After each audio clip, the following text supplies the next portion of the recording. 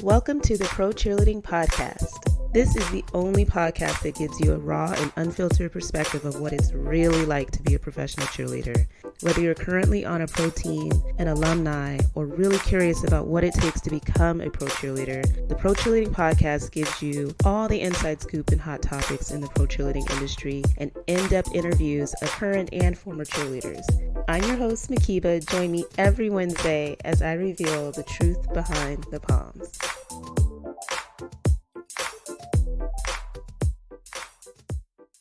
Welcome to the Pro Cheerleading Podcast. This is part of the season finale, the double episode that I'm dropping.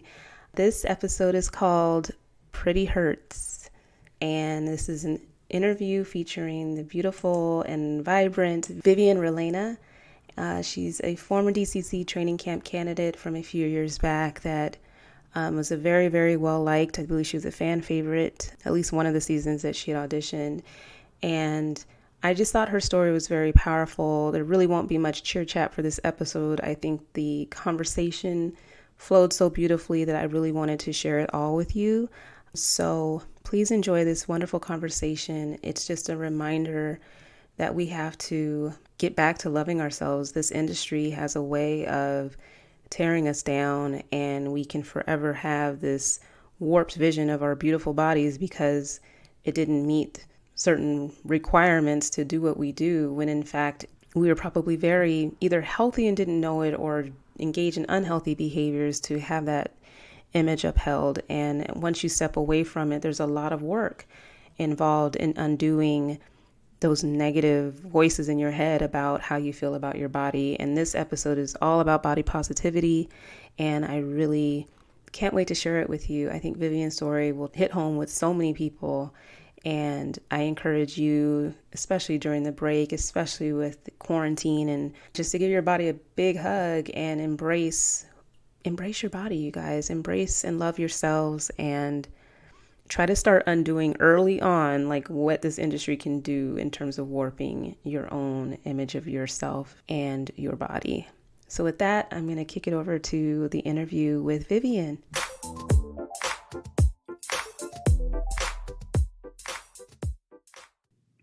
Vivian, my name is Mhkeeba, and it is so nice to meet you. I cannot believe we had such a cluster F to get this show started. No, you're so fine. I think it's so funny. It's my first day of vacation, and you would think I left my brain last week. I just don't know how to act. I'm just going to blame it on that. But thank you so much for joining the Pro Cheerleading Podcast for this wonderful conversation that I know we're going to have. I feel like I know you already just from listening to your live and kind of doing a little bit of research for this. But I just want to thank you because, you know, from what I can tell with your YouTube page and just your Instagram account, that you're really wanting to kind of just spread so much light and love and such a positive message. And I just think it was kind of like along with like the positive note that I was hoping to end this season that's been like insanely crazy with the corona shit going on, and then like just so much with Black Lives Matter, and then like just a lot of heavy weighted topics and conversations that we were having. I was like, how can we end this on a positive note? And right? Right? Some kind of positivity. But it's just been something that's been coming up a lot, where I think people who are either in retirement or have moved away from pro cheerleading in sub capacity started to kind of just process a lot of not so positive feedback and messaging around their body. And they're working through that, you know, get back in touch with themselves and loving themselves and the body that they're in. And I just think that that's a pretty fitting topic, given everybody's probably been going through a lot with their bodies with quarantine and everything else. And so I was just very curious about your journey and just wanted to open it up to talk to you about it. So I'm just so thankful for, you know, for you being willing to chat. Yeah, of course. It's such an honor and a privilege to reach out. I love the community of like podcasting, of self-improvement, of self-help. I think that it's really important that we take the time as an individual to really pour into how we can be the best versions of ourselves so we can help society at large. Because hurt people, And that's so evident in 2020. Like, perfect vision is accurate. Okay. Everyone is seeing the ugly for the ugly and the good for the good. And we're finally having the courage to stand up for what we believe in and for what's not okay. Like, all of these things that should have been eradicated like a long time ago, they shouldn't even be a thing. Like, I am every race that you can think of. And so I don't get racism because I see myself in every single person that I look at, if that makes sense. Yeah. But I'm different. And I understand that. I know that I came from different people that all came together and we made this thing. And I grew up in a different environment and I moved from city to city, place to place. And so my perspective of race is very like, it's just a color. Like, it's a color in the rainbow. But a lot of people are struggling with that. And I guess that's because of the programming. And that goes into the programming of cheerleading is not okay.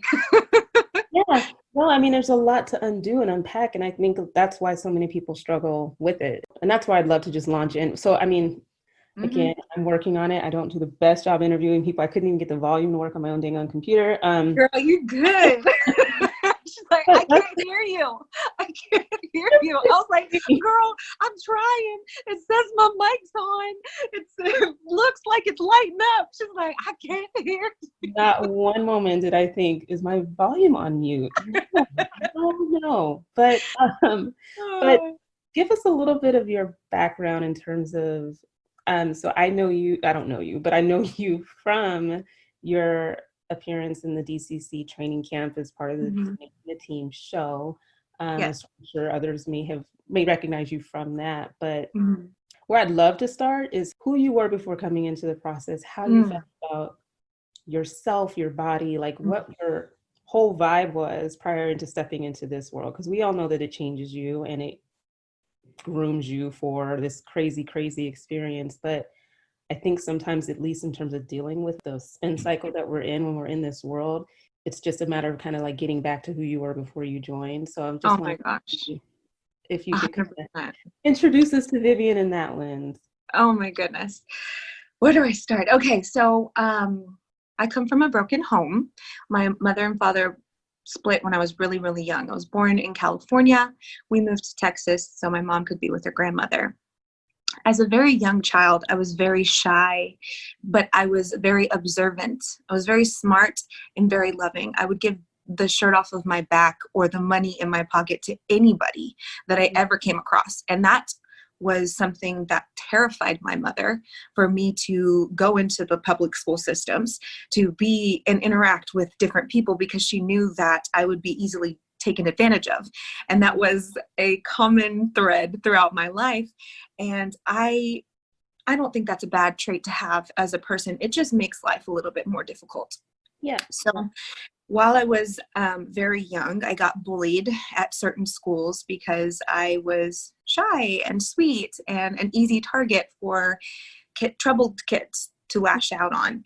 And so it wasn't until I moved from city to city to city almost every single year that I realized that I didn't have to stay the girl that was bullied, or the cootie girl, the girl that caught head lice. I didn't have to stay in these places that people were placing me in, and that I was my own person.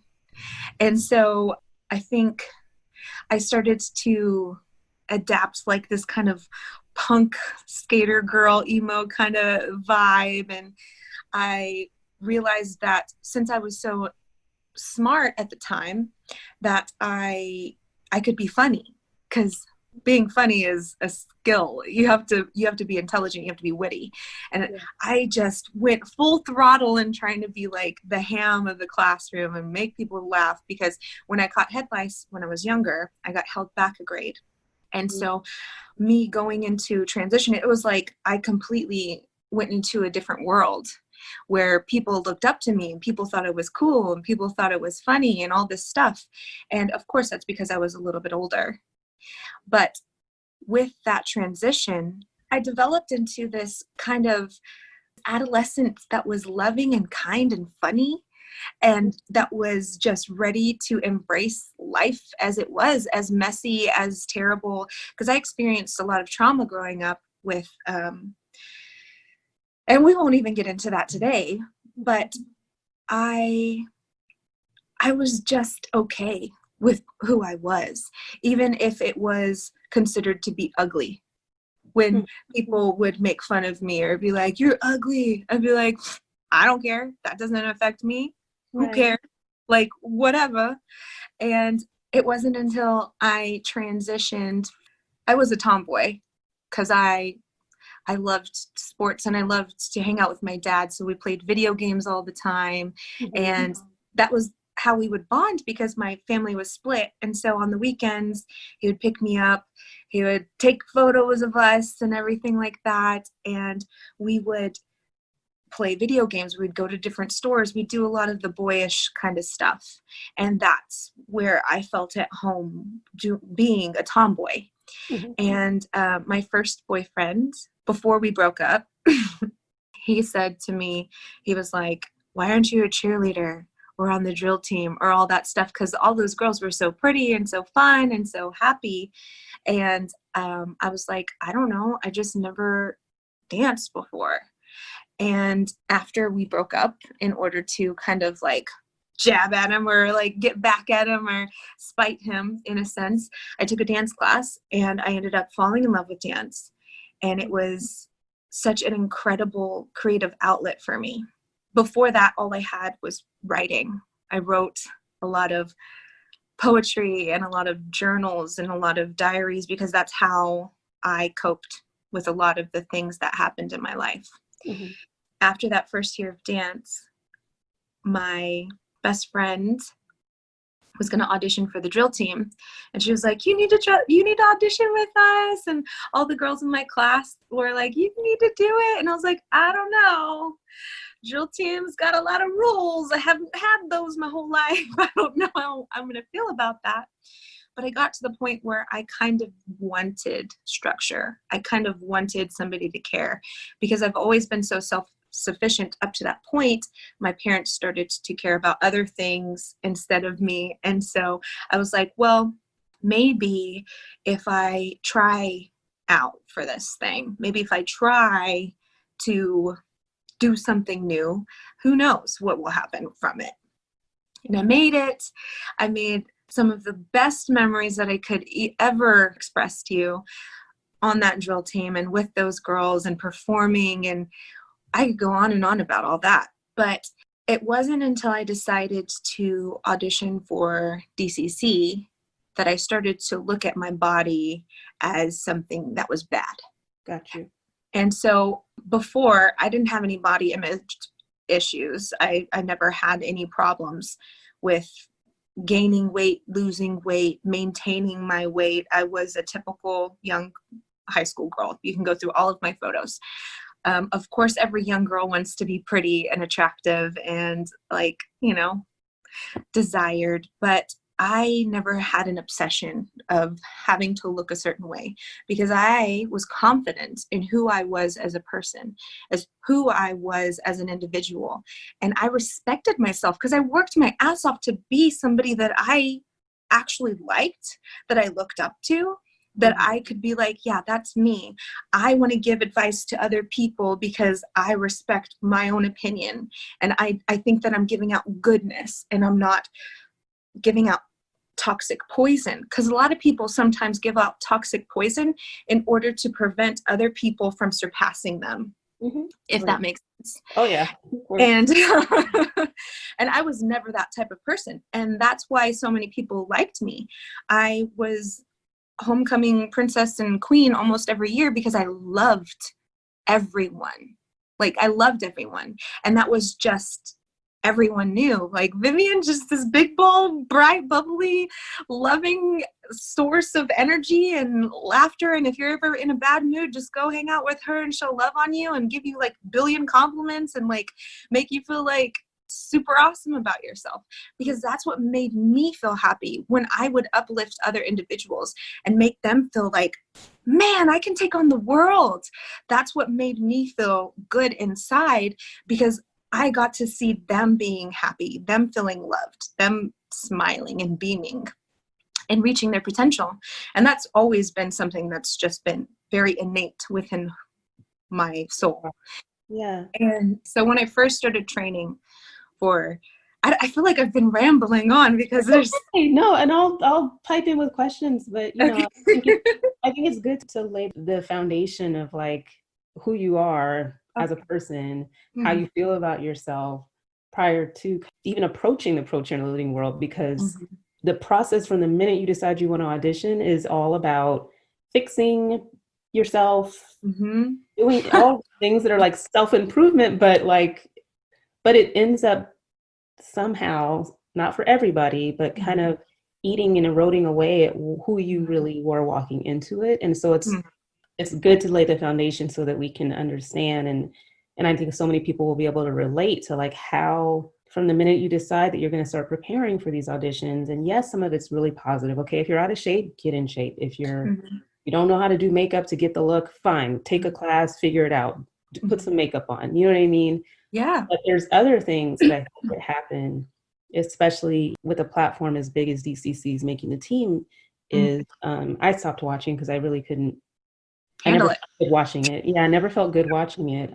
I just think it's important to see what actually ends up happening to somebody that can come in whole, maybe not having all the answers and maybe not knowing the world of pro cheerleading, but how easy it is for you to lose who you are from hearing just some really tough critiques of whether it's your body. I mean, that's what this episode is about, right? Like the body critique or body shaming, but just in general, to have your whole personality of what you're bringing to the table for whatever reason not fit some mold, and then having it turn into something that's taken so personally is really, really hard to deal with and process. So I totally appreciate just kind of understanding, like what you said, like who you are and how you felt about yourself prior to even coming onto this. So you're saying that when you started preparing for the DCC auditions, that was kind of the first time that you paid attention to or felt like there was something to work on in terms of your body. Is that what you were? Yes. So when I was younger, people say that I have like the ugly duckling syndrome because I was bullied for being ugly when I was a little girl. And they had to chop off all my hair, and I had like a little afro because I got head lice. And so I had like this little Jerry curl, and they would make fun of me and call me the cootie girl and or whatever. And through that process, I grew a backbone, and I was like, okay, well, I guess I'm just going to be ugly then. And I accepted myself for who I was, and I learned how to love myself for who I was and not really care about wanting to be like anybody else. Right. And through high school, I was so, so blessed to be in a school and in a city where I felt like the people genuinely loved me and uplifted me and thought that I was a good person and that I poured into, and they poured right back into me.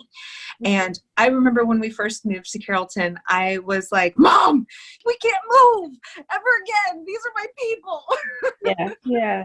In college, well, you always gain the freshman 15 or whatever, but it wasn't really a big deal for me. I didn't really gain that much weight, and my body really didn't change that much, and I never felt like I was really fat. But I realized that DCC looked like freaking Victoria's Secret models, and I needed to chisel down the curves. Yeah, totally. Stretch it out. And I researched nutrition and exercise and how to change your body type for a whole year. I didn't even want to be a DCC until one of my teammates was like, Vivian, you should totally audition for DCC. I was like, what? What are you talking about? You think so? And just by her planting that seed into my mind, that made me think, well, if she thinks I can do it, then maybe I can.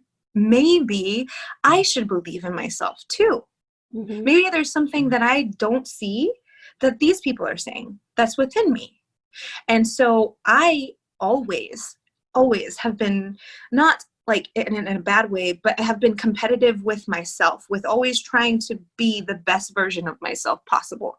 Mm-hmm. Like with sports, I used to sneak out in the middle of the night when I was in middle school and run drills at the basketball court, because that's the sport that I was always playing with my dad.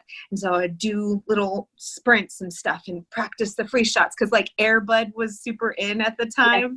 Yeah. And so I was just very inspired by any kind of films or movies that I would watch. Mm-hmm. And I decided that I wanted to go all the way in. And I started to believe in myself. I started researching like the law of attraction, things like that. What you think about, what you perceive about becomes your reality. So I started to visualize myself in the uniform. I started to visualize myself cheering on the actual field. I got to perform on the field with the Apache Bells when I was an Apache Bell. Okay. So that was amazing. And I got to stand in front of the locker. I stood in front of Nicole Bolcher's locker at the time. And I was so excited and so green. And I was so pumped and so motivated. And everyone was so supportive of me. And they were like, "You're doing so great. You look amazing." And I never really got any of the like backlash. I never got any hate like while I was doing this. I never got, you really shouldn't try this. This is kind of a little out of there. Mm-hmm. You really should tone it back. Don't you think you might not make it?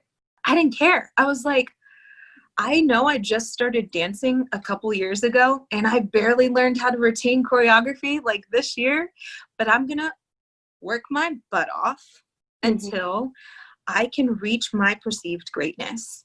So I spent the majority of my entire life training, dieting, preparing, visualizing, prepping. I researched until my eyes bled. Like I wanted it so bad.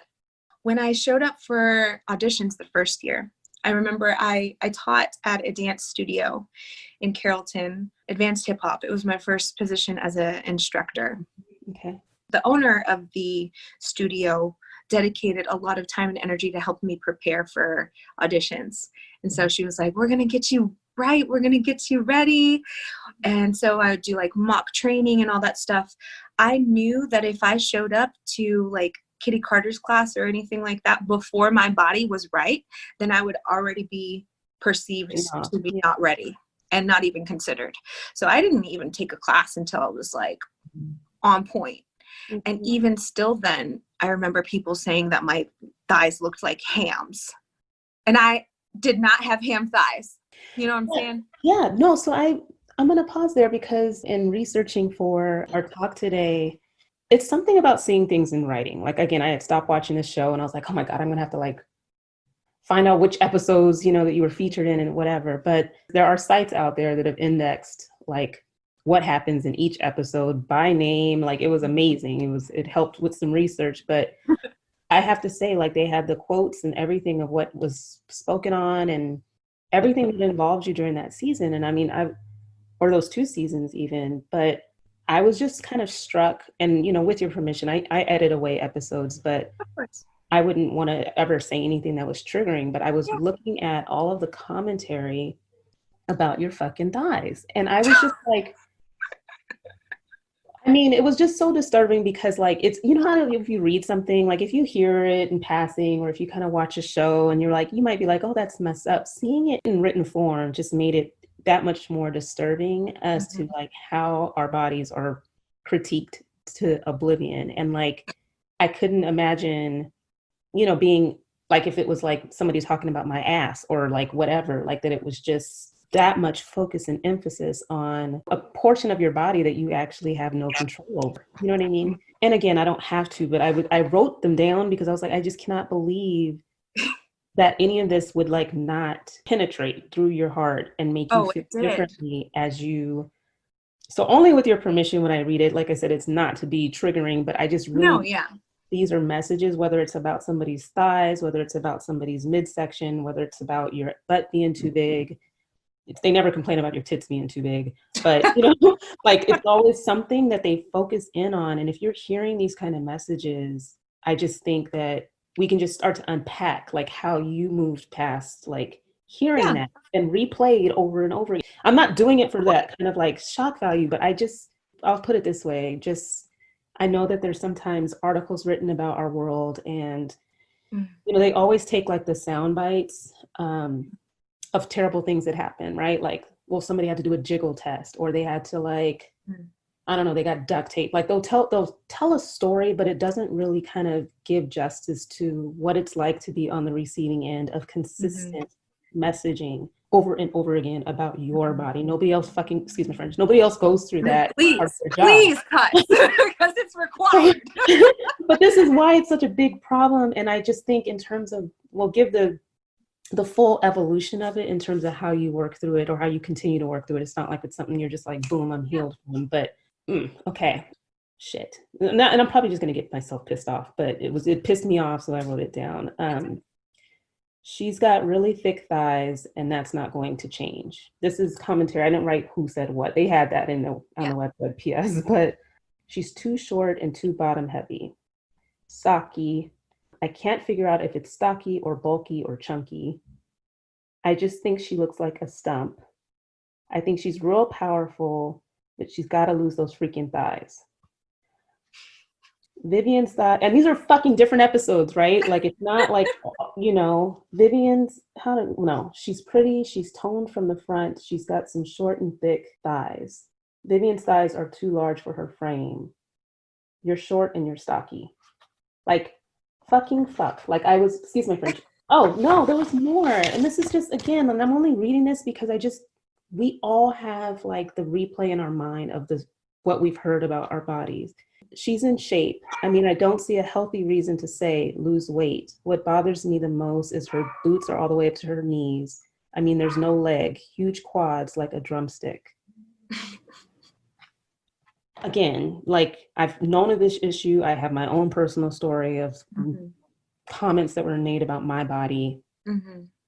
The things that, you know, I won't say like haunt me because I'm past it to some extent, but it's just but it affects you. It absolutely affects you. And so reading all of those comments that were made throughout the various, mostly I think that first season, but definitely different episodes, it just really reinforced like how hearing this over and over again, or just discussion of your body being critiqued and being either spoken about you, or if you're watching the show back, that you're hearing what they're discussing about you. And I just wanted, from your perspective, to understand how that impacted you and how that's a battle to kind of try to keep striving for perfection, but trying not to like internalize that shit. Let me start off by saying that I was perfectly okay with who I was walking into that place. Yeah. It took me half a decade to heal from that. And I'm not saying that to be dramatic. I'm saying that it took a fucking half a decade. It took 5 years. Yeah. Because I had to try to act like I was okay the whole time. Because you're expected to just suck it up and play the part. Yeah. So when I first started to hear all this stuff, I never thought that I had thick thighs. You can go back in all of my photographs from all the way, I post all of them, like since college. You can see the photographs that I auditioned with. I think that when that organization needs to pick on somebody, they pick on them hard. Relentlessly, yeah. And it's because it's a TV show. It's because they need drama. It's because they need to nitpick for some reason, or there would be no reason to continue the show. So I get it.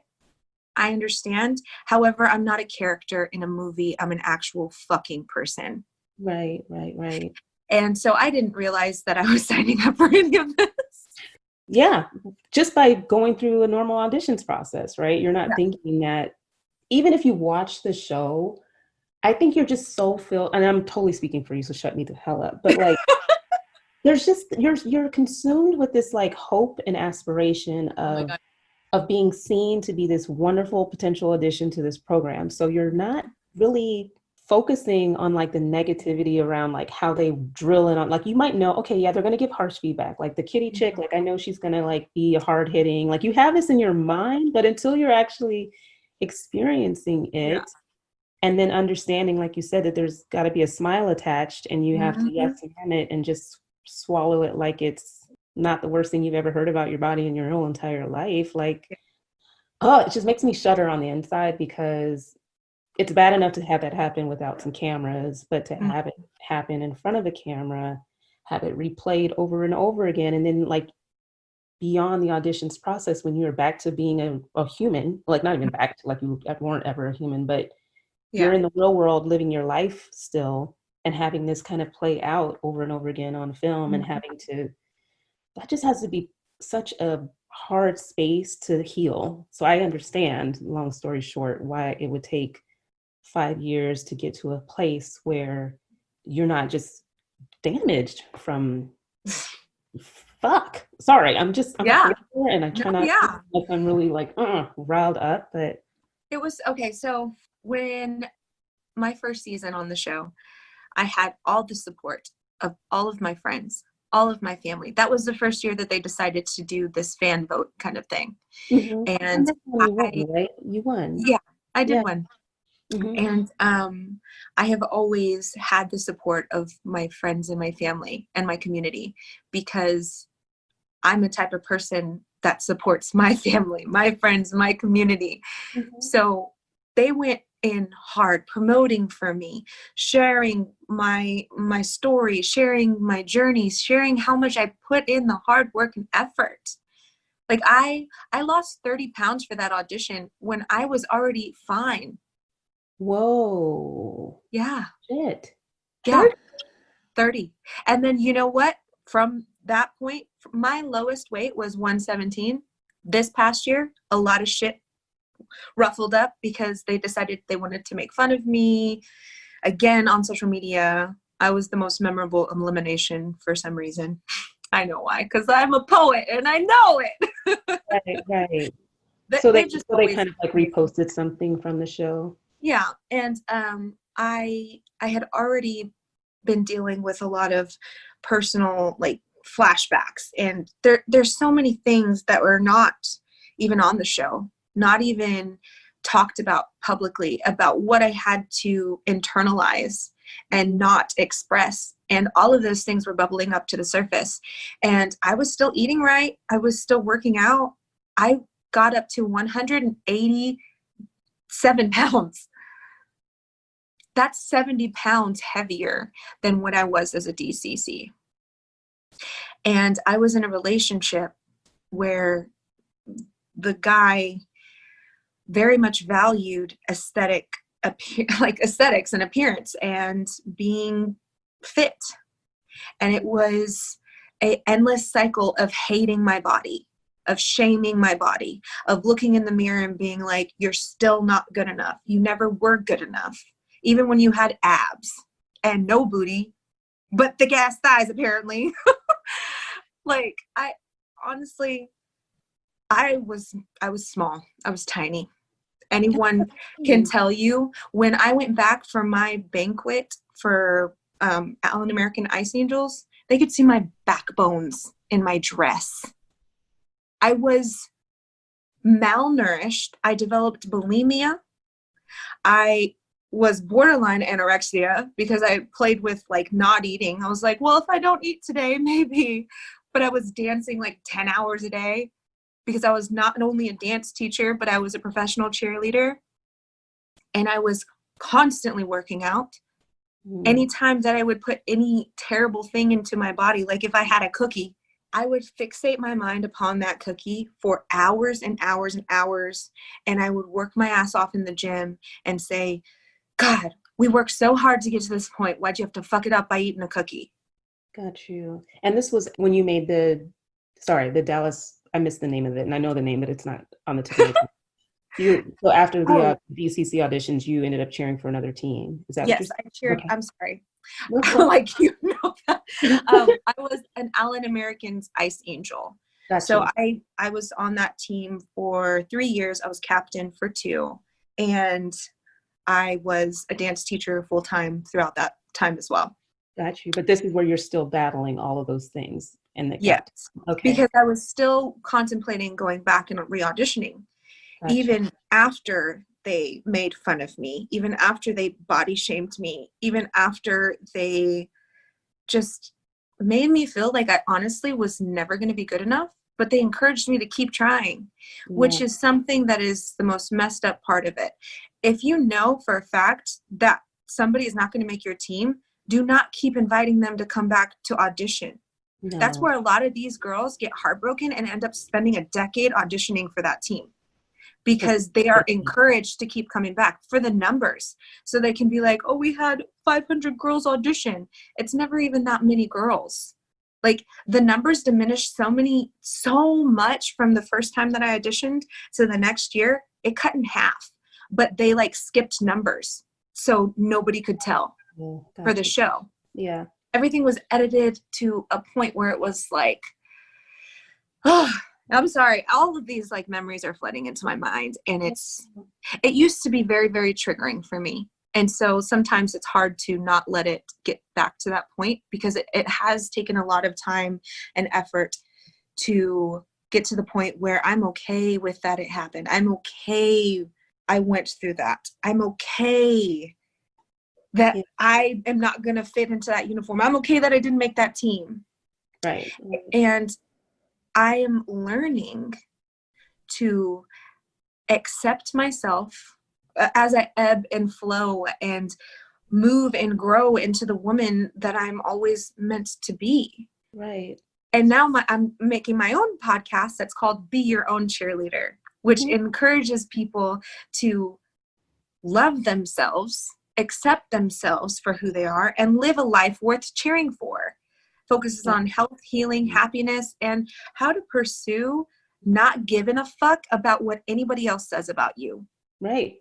So needed, because I feel like it's just whatever it is that you are setting out to do, it's just the world we live in, where there'll be so much to try to tear down who you are. And usually, like you said, there's something about people who are just, I mean, my mom used to tell me this growing up when I was bullied. I mean, it's hard to even compare bullying back then to bullying Yeah. now, but it's just, those people who have that light inside of them. Some people, my mom just kept trying to explain to me, they're attacking you because they don't feel that light. It might be in there somewhere, but they don't feel that light inside of themselves. And so they become fixated on putting your light out. And it's like you have to be the one to kind of pick yourself back up.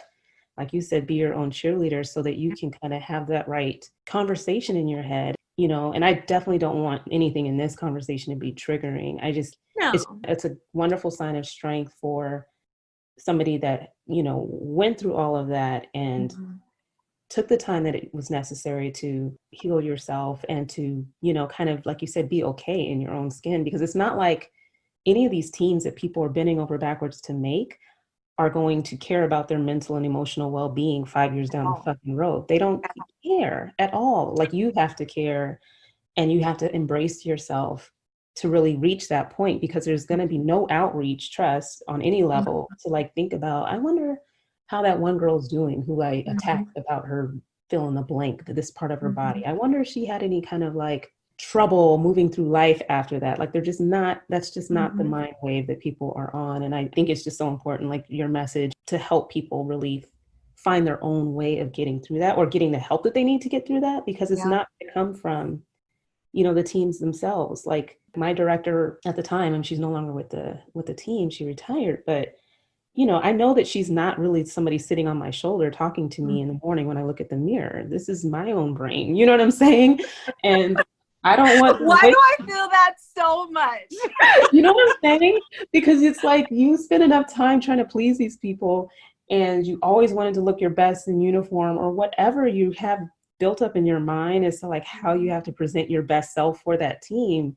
And so you can easily like hear some haunting little messages of like, I know what so-and-so would say, or like, and it takes a lot to get that off of your shoulder and to like really have your own conversations in your head. And that's what I definitely, wanted to explore with you, is just like what you felt like you did to get back to how I like, did it, how I healed. yeah. Ooh, girl, it was a process. And the first step of it was understanding that I wasn't okay.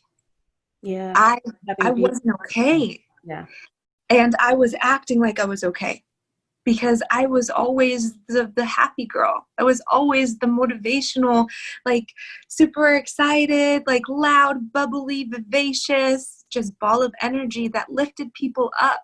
Yeah. And I wanted to stay that person. And so I started to put on a mask, and I stopped feeling like I was being authentic and genuine. And even when people would say things that were kind of disrespectful to my face, I even was like, when before I would be like, you're kidding, right? Like brush it off. I was programmed to watch what I say, to watch how I react, to filter my thoughts in a way that was politically correct and appropriate, because I was programmed to, yes, ma'am, myself to death. Right. You know what I'm saying? Yes. Yes. And I was like, like thinking back on it, like I'm thinking, how the fuck does somebody have the audacity to say half of the things that were said to me? Like it made me angry. Now I'm at peace with it, and I'm like, I'm writing a book about it, so it's a story worth telling, which is a good thing. Yeah. Because different stories need to be addressed and need to be told so other people can heal. Right. You know? And I've always been a writer, and I feel like this all happened for this reason now that is occurring, that my book is being written and published soon, and this podcast is being written, because a lot of people are dealing with a lot of shit and they don't address it. Right. They suppress it and they put it down in this deep dark hole, and they're like, I'll deal with it later whenever I have time or whenever I can breathe. And then pretty soon it's like, like out of the blue, out of nowhere. Exactly. Though that's how it shows up in your life. It'll be some, like you said, it's so suppressed, or you become so conditioned that you don't even see it as a problem anymore, that you're having these conversations in your own mind, because again, you've retired from the team, you've moved on, technically speaking, there's nobody scrutinizing your body that way, but it's what you've been programmed and conditioned to do, and it's so second nature to you. It becomes second nature that you don't even see that it's not okay to, just pick ourselves apart in that way. That's the one thing that I freaking, again, I've been retired for a few years now, but it's just like, there's so many good memories or good experiences that you can take from it. But it's just like that one lasting effect that I know so many people struggle with, that I just wish were never part of the conversation, was never part of the experience, because again, it's just stuff that's just not okay. Like it's just frustrating, because it is a lot to work through to get to the point where you're okay again. Which actually, I think in the long run, that experience made me a stronger woman, because before that point, I had always been so sweet. Like, you can ask my best friend that I've known since middle school. I taught her how to be more loving and sweet. She always taught me how to be more sassy and have a backbone. Yeah. And so as we've aged over this past decade, she has seen me grown so much, and she's just like, I thought you were an incredible woman before, but like this voice that you have that stands up for people, and that's like strong and like unapologetic. You know what I'm saying? I no longer give a fuck. I no longer care. And I gave a fuck for so long, to the point where I wouldn't even have said give a fuck. I would have been like, I don't give a crap. You know exactly what I'm saying. Exactly. And that's because I wanted to be the best that I could be. But I forgot that being the best that you can be is being authentically, genuinely yourself. Yeah. That is the best that you can be. And pushing yourself pressing yourself against obstacles and overcoming them makes you a better version of yourself. So I do appreciate that I was put in the boiler. It fucking sucked in there. It was not fun. Mm-hmm. I was burned severely, and I will always have those scars. Yeah. But I survived. I got out. And now I'm stronger before, and I'm not going to get anywhere close to a boiler again. I'm not going to ever let anyone shame me again. I'm not going to ever so on my social media the other day, I was posting a photograph of when I just got out of training camp for the first time, and I gained 5 pounds because I would binge ate and drank for a week. And I just added on 5 pounds. You could see my ribs. I was very skinny. I was not fat. You could see abs, ribs, like I was a twig. And I thought in that photo shoot, my friend Eric, who was the photographer, I was talking to him. I was like, I'm so sorry that I'm not at my best right now. Just give me 2 weeks and I will get trimmed up real good, and then we can really take some good photos. And looking back at that now, I'm like, that makes me so sad that I couldn't enjoy the moment of feeling and being beautiful. Because that's what we all are. We are all beautiful, and people make us feel less than that. We are all uniquely and wonderfully and beautifully made. And when we stop being apologetic for not fitting into this ideal box of what beauty is, then that's where the colors can shine. That's where variety and intricacies and shapes and new discoveries can be made, and more beauty can be developed, you know?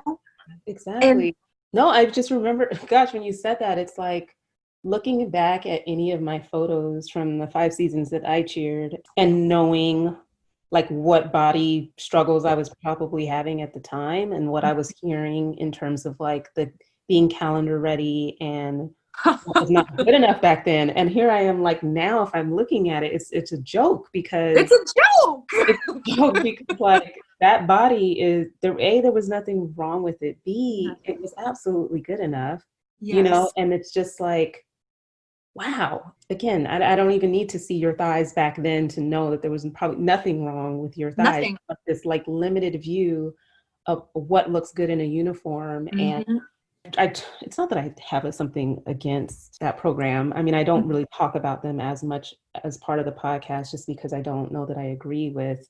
Yeah. I mean, it's not, I don't know. I don't really agree with the Yeah. standard of beauty and the kind of like the cookie cutter that they really very, very narrowly think that everybody has to fit in order to be a good representation of who's on the team. I just don't, I just think that's way too narrow of a lens to look at women and their bodies. There are different shapes and sizes, and damn it, if not everybody looks good in those shorts, then fucking change the shorts so that it can kind of like accentuate. Make it a special fabric. Because like, I mean, that was something else that tripped me out that I wrote down because they were saying something about the shorts were, how did they say? The shorts like extend the body? What the hell was the rationale? It's not even important, but it was just something that like, if that's what they're thinking about, it's just way too narrow because there's things and ways of embracing different body types that does not tarnish your iconic uniform. And you know what was crazy about that is that this ideal never even started until the show was created, because there was thick women on the team in the 70s, you know, and there was different bodies, different hairstyles, different beauty on the team before. And I think that it became like this kind of mean girl culture where it was like, you can't sit with us unless you wear pink on Wednesdays. Like, you know, and I could go on and on like in depth about that, but I won't, because that's not for today. Yeah, I feel like it's like more just, again, like your journey coming up through past and through that, where it's like in the rear view, because I do think there's a lot of people who, again, struggle with those voices in their head. And it's like one of the main things that I feel like retired cheerleaders deal with the most in terms of how they feel about no longer cheering. Is just that they don't have the same body that they used to. And some people are at peace with it, some people aren't. And the ones that aren't, it's kind of like it's a struggle to love the new body that they're in. And so, again, like I said, thinking of Corona and like how everybody's thrown off their game of what they used to do to probably take care of their bodies, whether they went to the gym all the time and they can't anymore. We just are going through audition season, and people either have this regimen of try to be ready for auditions, and maybe they did or didn't make the team.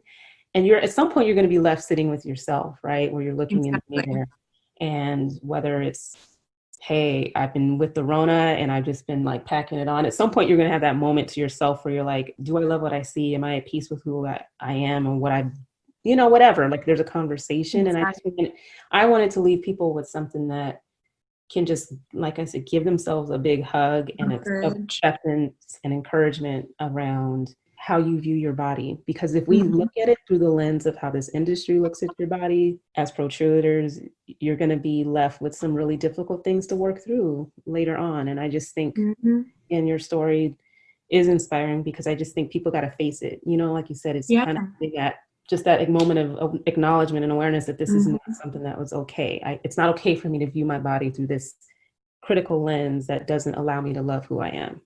Exactly. And I didn't realize that I had a problem until I started. So at the time I had a boyfriend who played hockey. So of course that culture, they drink a lot. And so I didn't really drink at the time because I was training, and you can't train if you're always hungover. So I was falling into drinking more and just training hungover and training drunk and training all these things. And I think one night I got so drunk that I lashed out on my boyfriend, and I started to like rage on him. And he had to like pick me up and carry me home to my mother's house. And I woke up the entire house, and I started raging on every single person that loved me, that supported me, that lifted me up, and that was there for me when I was literally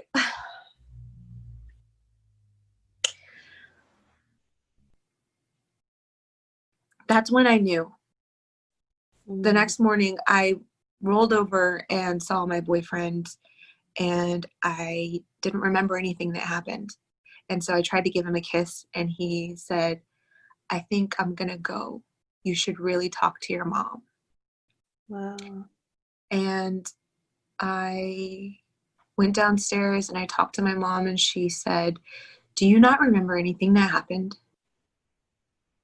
I said, I really need to know what's wrong and why he just left like that. And she told me. And in that moment, I was like, what is my life? Why am I so sad? What is all this rage? I never had rage before. I've always been a silly, giggly drunk. Like if I drank too much, I would always just like, like anesthesia. And so that started to drip into my life. And then I started to really lean on it heavily. And it ruined my relationships. And I started to gain more weight because of it. And then in correspondence with that, I didn't want to get intimate in my relationships. And so I would pull away, and the men that loved me through this really loved me through this. Like, and I think all of them, even though we're not together anymore, they loved me at my ugliest. Even if I was perceivably most beautiful at my life. Yeah. And so don't let yourself get to that point. Don't let that happen. Don't let that straw break. And realize that you need to purge your emotion. If that's rage crying in the middle of the night, listening to some like music, there's been so many nights where I had to rage cry and pray out loud to God and literally dance, like combust dance in the moonlight to get all of these emotions that I built up within my body out of my body, and scream and yell and just purge. And when you do that enough, when you reflect and write down in a journal, why do you feel these ways? Okay, what caused that? What caused that? Get down all the way to the root cause. Does that matter? Yes or no? If it still matters, keep going backwards. Keep going backwards until it doesn't matter anymore. And then love yourself through it. You need to wake up every day and say positive affirmations. I listen to positive affirmations to fall asleep and to wake up. In the morning, yeah. Mm-hmm. Because I have noticed that it has taken so long for me to get out of these old patterns that I need to implement new patterns in order to shake them up. Yep. And even though it's not convenient, even though it's annoying, every time I literally open my eyes, I turn on positive affirmations, and then I meditate for at least 30 minutes before I start my day. Because it's important to find within, to hear, to reprogram that you are loved, that you are okay, that you are beautiful and worthy, and you are not less than. You are equal to. You are divine. And when you start to implement more practices of self-love, meditating, eating properly, not being around people who have this dialect in their minds and their heads and project that upon you. Exactly.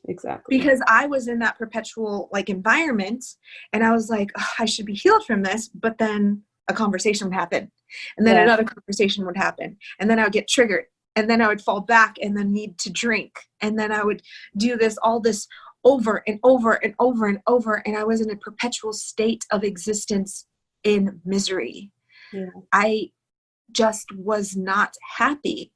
And it wasn't until God or universe, whatever you believe in, I don't know if you believe in God or a higher power or not. I believe in God, and I believe that he ripped everything from me. I got fired from my teaching position. I got fired from my backup dancing position with the high-end cover band. I stopped cheerleading. I was ripped from a relationship, and I had to move back in at home with my mom. I literally was stripped of everything, yeah. Of everything, because I needed to get rid of it. I needed to stop having all of these labels all over my skin, like tattoos. I was wearing thick thighs, or too short, or legs were too stubby. I was using all of these labels all over my body, and every time I looked in the mirror, it was never good enough. Yeah. And so you have to brainwash yourself again to believing that you are good enough. Even if you don't believe it, you need to stare at yourself in the mirror every single day, completely naked, buck-ass naked. Yeah. And say, you are beautiful. You are loving. When I'm in the shower, I meditate on that. You are beautiful. You are perfect. You are loving. You are kind. You are beautiful. You are perfect. You are confident. You are smart. You are beautiful. I do that. Yeah. Especially when I feel the opposite. Especially on days where I feel a little heavier, a little less attractive. Right. Because it's a state of mind. And when you start to think about you are in control of your own destiny and your own reality every step of the way, and that exterior forces do not have to define who you are. People's opinions of you do not define who you are. My character was defamed on an international level. I spent my entire life building my character, and in seconds they made me seem like I was full of myself, like I was conceited, like I was cocky. They already body shamed me for who I was. They Right. already made fun of me for my audition solo, even though it was supposed to be a theatrical, kind of like kitschy, funny, weird thing for like 10 seconds. And then it went into a jazz routine, but they don't say that.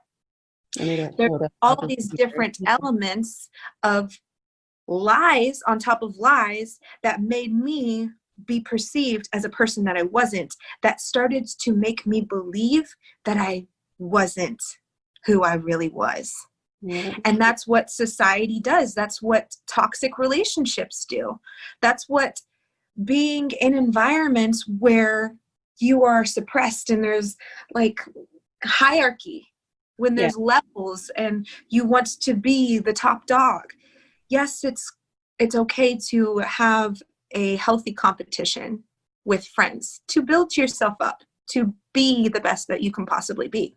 But it becomes toxic and detrimental to who you are as an individual when you fixate and start to devise, okay, this is the most, not devise, but when you start to fixate and over contemplate your worth Yeah. based on your inability to perform at a certain level, your inability to look a certain way, your inability to fit in a certain uniform. Mm-hmm. Mm-hmm. And that has nothing to do with your divine soul, Well, yeah, your absolutely. everlasting life within.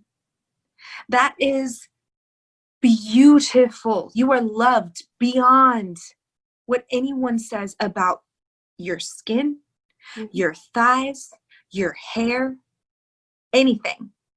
And when more women realize that they don't need to be suppressed or put in a box, and that they embrace their beauty, their curves, their dimples, their wrinkles, Yeah.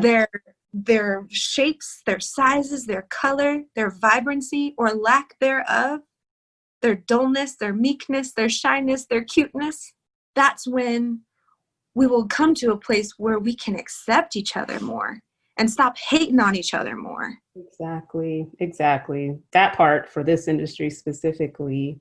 Do you think that what you just described is something that's realistic for pro cheerleading? Like, yes, every team is different, different leadership, different approaches to how they build their team, etc. Mm-hmm. Do you think that's something that actually can exist in pro cheerleading? Or is it something that you're kind of like, I will never touch that with a 10-foot pole because the whole industry is whack as, I mean, not whack, but you know what I mean? Like, is it a lost cause? Because it's something that I think about from time to time of like, is this how our whole industry is kind of built where we're never really going to escape that? Well, you see, I think that the movement in certain teams, like the Mavs, they now have like a performance dance crew. There's no longer the cheerleaders. And that was heartbreaking for a lot of girls who were Mavericks dancers before and that were aspiring to be Mavericks dancers. But I think that started a wave. Like, I think it may have started with the Spurs. I don't know what Yeah, there's team. been a lot of teams that have moved in that direction of entertainment Exactly. teams versus, yeah.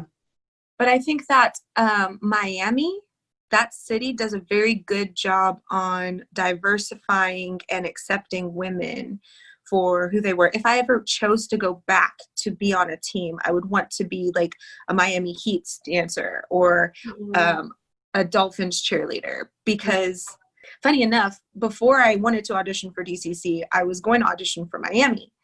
But, yeah, because I performed there and the director at the time was an Apache Bell alumni, and I was encouraged to go audition. And so the only reason why I didn't was because people were like, you should do DCC because it's more prestigious, air quotes. Yeah. It's the team to be on, air quotes. And my mind was thinking, well, I don't know, where should I go? And I was already in Dallas, and people were like, it has a TV show. It's the best team you can be on. But in hindsight, I think that if I were to have auditioned for those teams, I would have been a lot happier because I think that they live in such a colorful place. Like Miami is just so very vibrant and they're very forward. And I love them. They're very talented and they embrace women for who they are. Because I've seen some curvy girls. Not, of course, pro cheer curvy, not like right. not plus size curvy. Curvy in our world, right? Yes, and which is insane. That has to be a thing, but it's true, because you just have to be so tiny. And I hope that we see a day. I hope in our lives we see a day where, pro cheer changes for the better, and that there is a acceptance and love and joy of the sport and of the dance, and not a, I don't know. Just I don't the even. other part that we can't, the part that just puts a stain on it because of this one image of what's beautiful enough to be an NFL Exactly. cheerleader or an NBA dancer. I mean, and I do understand your point about like other teams that Mm-hmm. maybe by trying to go co-ed or having Mm-hmm. like an entertainment crew, they're moving away from like this beauty standard associated Mm-hmm. with it, and are more accepting of people of different backgrounds and dance styles or what have you. And I think that is definitely, you're not going to have weigh-ins on a team like that where you've got men and Exactly. women, or maybe, there's just different emphasis placed on like what's really valuable about being a member of that team, as opposed to how do you look in my shorts, or Mm-hmm. what look you have. And, and to do what we do, is it absolutely necessary that you have some super narrow, super Mm-hmm. fit, that's like not sustainable necessarily kind of a frame? All things Sure. that are worthy of being questioned, and there's room to grow in our space. I was just curious, like what you thought about it, because I feel like some people can have such a negative experience with pro cheer that they just kind of write off the whole damn thing. And Well, if it, yeah. and I I mean, mean, I definitely concur yeah, with that statement. but I really had an equally amazing as terrible experience with it. yeah, It was worth it, but it fucking sucked. right.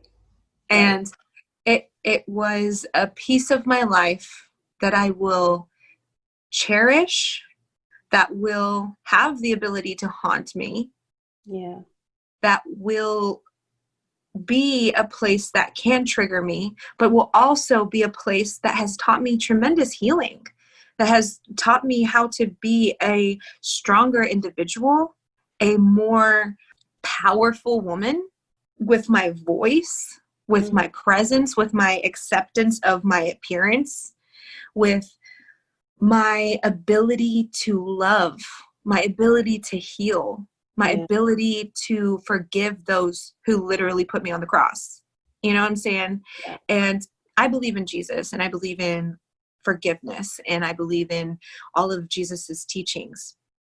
And I think that I was really, really faced with, forgiveness on a level that I never had yeah. been faced with before.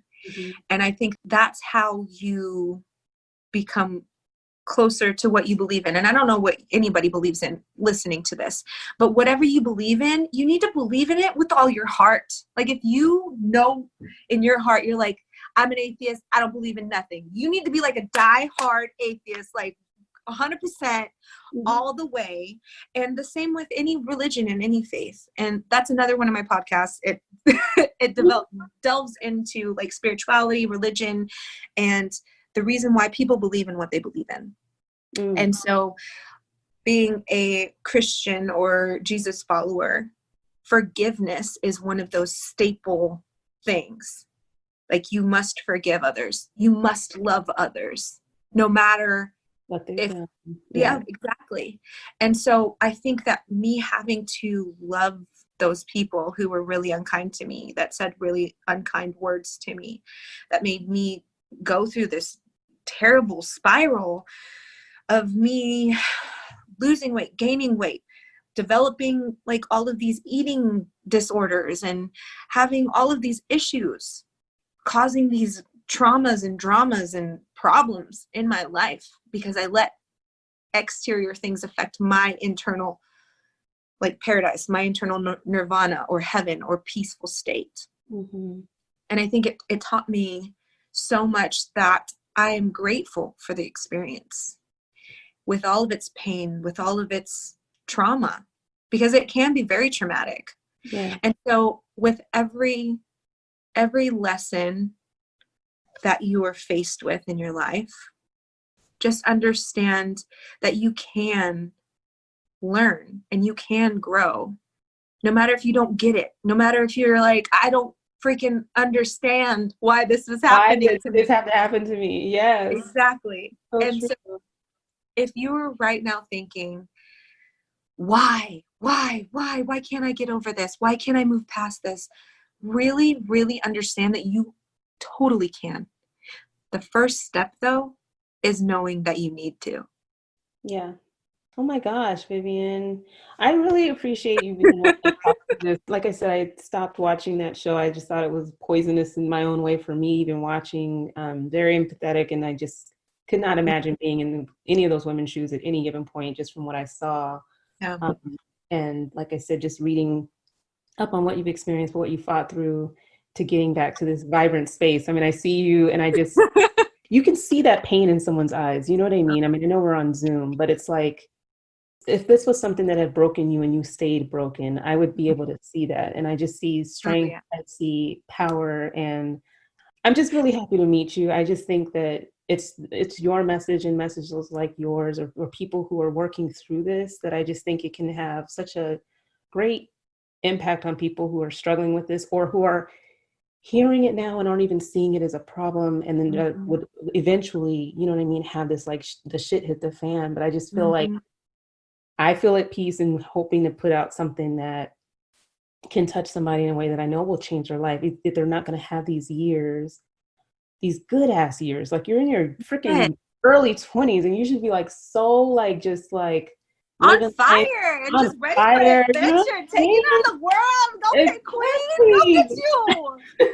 You should be feeling all of that. And I don't want anyone to feel robbed of that. I don't want pro cheerleading to rob anybody of that. And I just feel like your story will touch people, just to kind of hear how you heal yourself through getting back to like loving yourself. And I'm just, thank you so much. Like seriously, like I was just like, I cannot end this crazy ass season on like a not very like uplifting positive note. And it's just, you know, this is a huge topic and I know everybody struggles with it, but I just feel like the story of triumph and how you get through and all the things that you shared with people are just super, super helpful. And it's a journey that people don't have to go through alone either. I mean, you know, Exactly. like we're all walking that walk, walking away from this life in one form or the other. And Mm-hmm.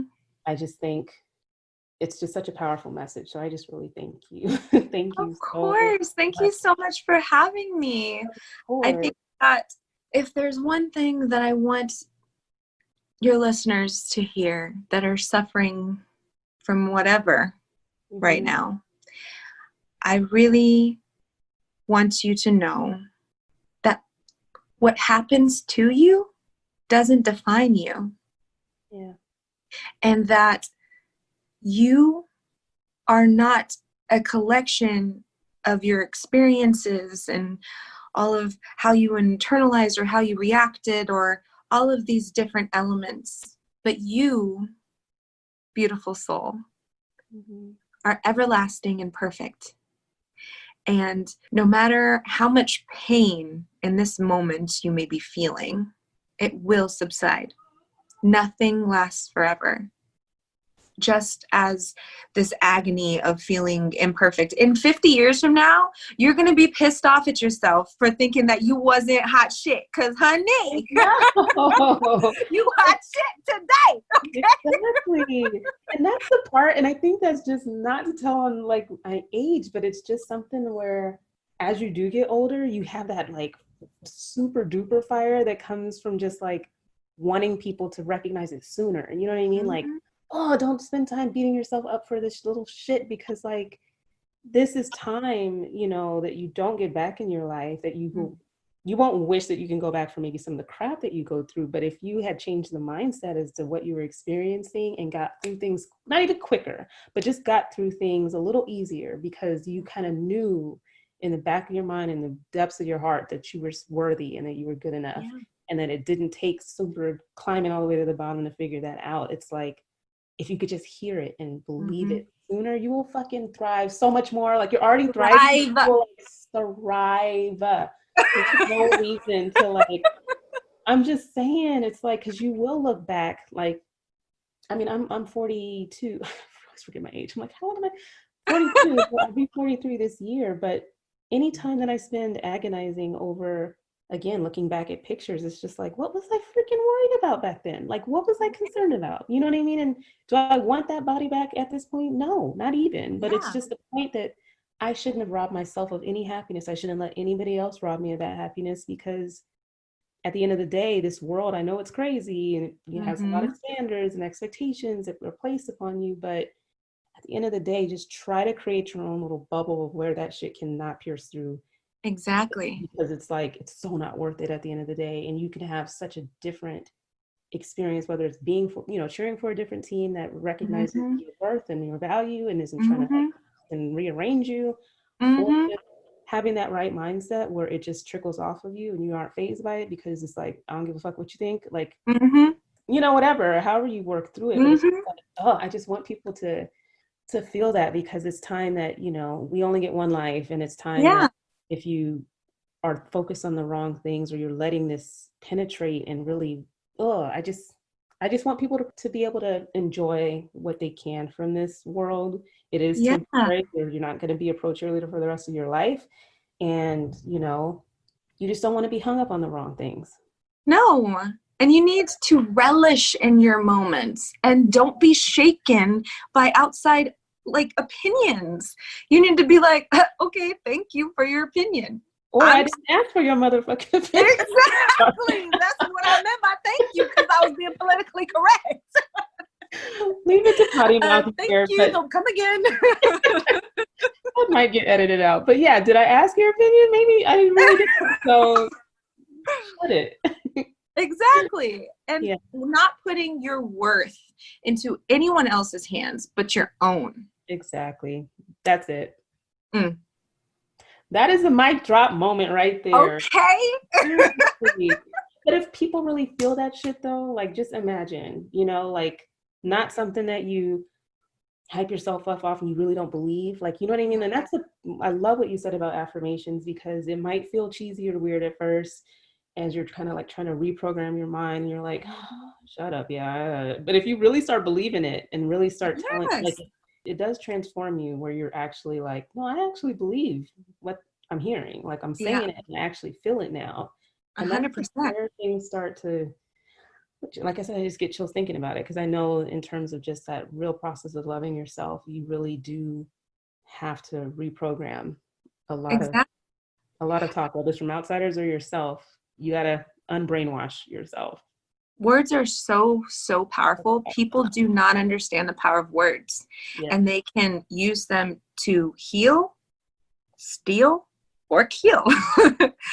And as well as love and uplift, you can use your words for anything that you want. And that's a big reason why people can tell if someone's being genuine, someone's being insincere, if someone is meaning what they're saying, or if they're lying their ass off, because you can feel that there's a discord. And in the beginning, there was the Word, and the Word was with God, and God was the Word. He spoke the world into existence. He spoke the universe into existence. If that is in the Bible, Holy Scripture, then why aren't you taking notes? Like, that is powerful. If God used words, why aren't we using words? If he's creating based on frequency, based on sounds, why aren't you doing the exact same thing? And if you are, make sure you're creating a life that you want to be living in, and not a personal hell that you're perpetuating in your mind. Exactly. It really sounds like, but it's kind of like that simple in a way. It is. Of just, at the end of the day, strip everything away. That's really like the message of the life you want to live and how you go about doing that, what that means in terms of what you're feeding yourself. And it's just something that people will come to learn at some point. I'm assuming it's your own personal journey, and this is not Mm. like preachy weechy podcast or whatever, but at the end of the Yeah. day, it's something that is lived and believed because I've been dragged through my own little share of mud. It wasn't necessarily pro-cheerleading that did it, but I just think that we all have little struggles in our life, and we know what carries us through. And what that means at the end of the day is a lot of self-love, like, Mm. period. And So much. again, it's like everybody has their own beliefs and everything, but I know that, and I don't know why it just doesn't really come up in the way that I talk about my life or anything like that. But, it's really when you're at your lowest that you're kind of reminded of God's love. And that kind of what starts the part of like 100%. self-love to be able to come into the picture, because you feel, if you're at a point where you feel that low in your life because you've been broken and you feel unworthy, so unworthy, because all these things are happening, you just feel like utter shit. And it's in that moment where, at least for me in my life, like I said, it wasn't pro cheer that kind of had me hit like my own little rock bottom, but it's like I know I felt so low, and I was just reminded of God's love, like I am worthy of that. So that's kind of where that breakthrough, I feel like, came for me, was just recognizing that I am and always will be a child of God, and that nothing that could be happening to me externally can change that and take that from me. And once I kind of was reminded of that, it allowed me to start to love myself more and get myself through the shit that I was going through. And it's like everybody has their own path. And I just think that I would hate for anybody to be broken down to that level where they need that kind of moment and awakening. But it's just whatever you rely on in terms of your belief system, being able to tap into that, to understand that you're worthy, whatever that looks like. And that's where I think those connections will start to play out in your life, where you're able to love yourself. Because it sounds like, oh, just duh, love yourself. But it takes some real soul searching to be able to really live in that space and really know that without a shadow of a doubt. Genuine love is not taught. Unconditional love is not taught.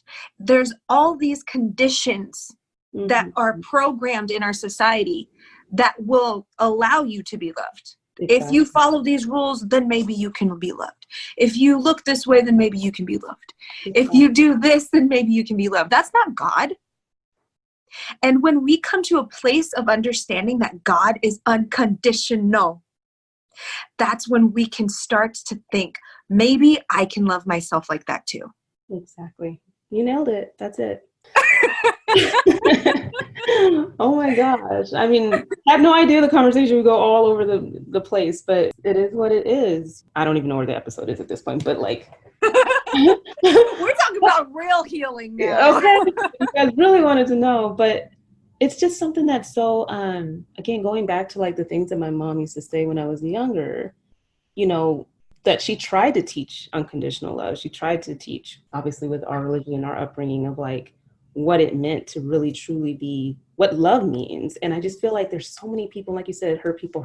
There's so many people who don't experience that don't know it on that level. They don't know love on that level. And so whatever they've been conditioned to believe that they have to do in order to receive love, they're just passing that on or on to the next person, because they haven't actually received that kind of unconditional love to begin with, to even know how to like reciprocate it or to show that to people.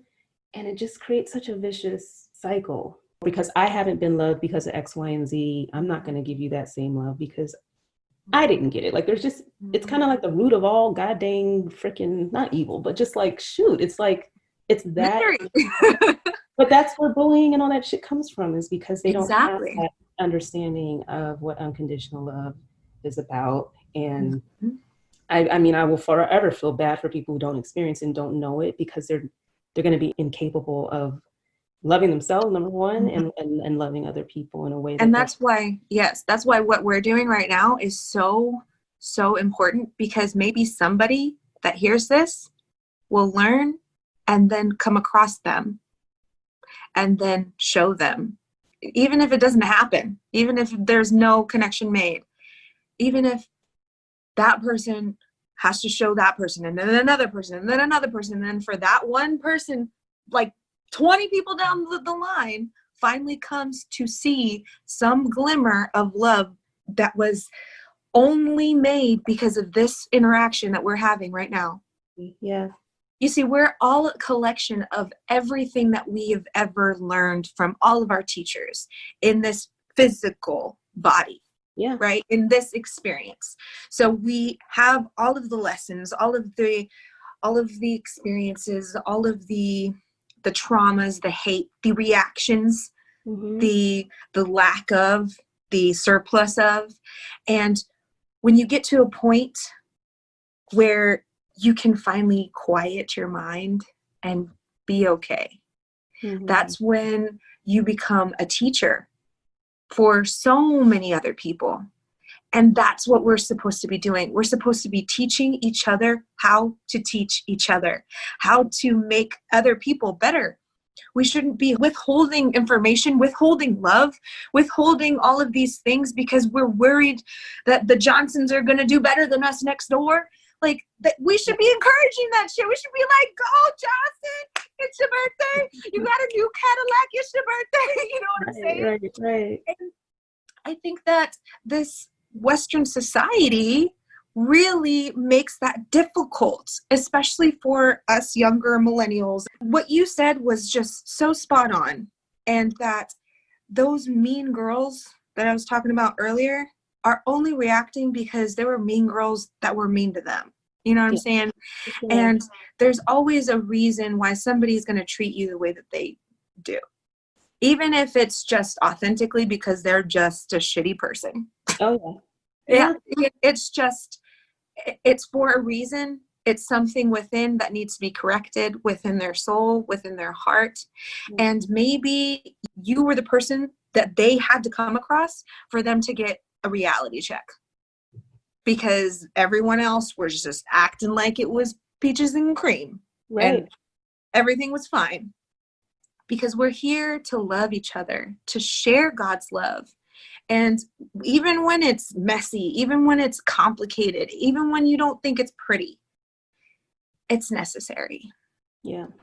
Again, just thank you for sharing your journey of healing. I think I feel it. It just opens up a lot of space for people to kind of reflect and hopefully begin that journey to the extent they haven't, because I know it's like a day-to-day journey, but it's just one that's so worth going through and getting to the other side where you can actually love yourself in that way. It's going to be the most liberating and awesome ass feeling that you'll have, is just acceptance and love for the skin that you're in, the body that you're in, the hair on your head, the everything, like from head to toe, just feeling yourself. Yes. And it has nothing to do, and I want to say that too, because I just think people can get the wrong idea of people who are just really, I love who I am. Exactly. Not being conceited, that's not being vain, it's not being self-centered, it's not being blah, blah, blah, blah, blah, fill in the blank.